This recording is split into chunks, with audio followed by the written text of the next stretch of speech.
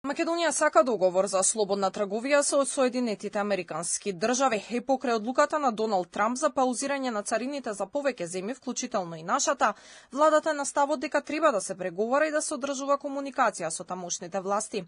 Министерката за финансии Гордана Димитриевска-Кочовска во изјава за Алфа од Делфи форумот вели дека не ја загрижуваат директните последици во однос на трговијата со САД и размената е на ниско ниво.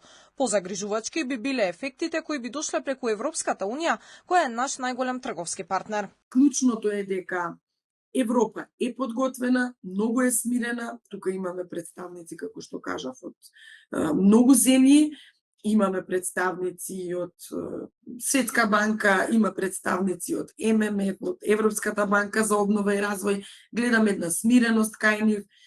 Мислам дека работите за брзо време ќе се вратат во нормала. Останува дискусијата за слободната трговија, тука не се откажуваме, ќе видиме, споменав, нели, и состаноците кои што ќе ги имаме со US Treasury во насока на тоа да ја продлабочиме соработката уште повеќе. Делфи форумот кој се одржува во истоимениот град во Грција на едно место ги собира светските економисти, инвеститори, политичари.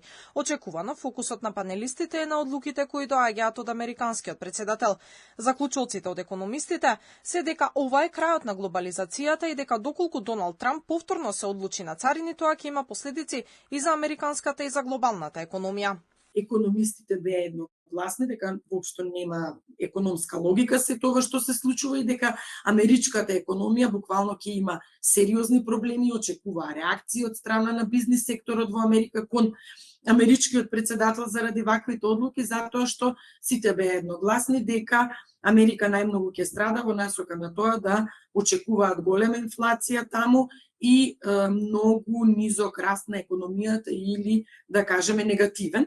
Но веќе денес дискусијата е малку поублажена. Економијата во САД или воопшто одлуката за инвестирање во САД секогаш ќе се третира како да има одредени ризици токму заради тие непредвидливости кои што можат да се случат. Инаку председателот Трамп одлучи да ги паузира најавените царини за повеќето земји на 90 дена. По ваквата одлука и Европската Унија одлучи да ги паузира контрамерките кои веќе беа подготвени и изгласани. Во исто време Вашингтон ги зголеми царините кон Пекинг на 125%, а Кина одговори со тарифи од 84%, но најави дека е подготвена да преговара и да се најдат на, како што соопшти тамошното Министерство за трговија, половина пат.